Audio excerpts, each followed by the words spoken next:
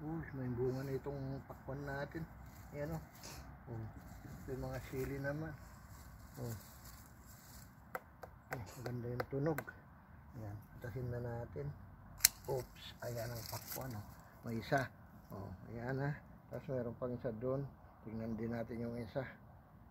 Ayan. Apple din ang pakwan. Ito pa yung isa. Tingnan natin kung pwede na. Yung tunog kasi tinitignan natin dito. Medyo may tunog na rin.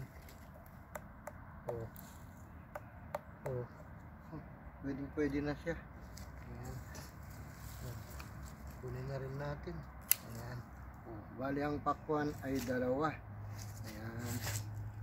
Ay, naku. Oops. Masarap ito mga kabayan. Ayan yung pakwan. Kahit pa paano, pangatlong piras na ito na pakwan. Sana nagustuhan niyo itong garden ko mga kabayan. Ayan.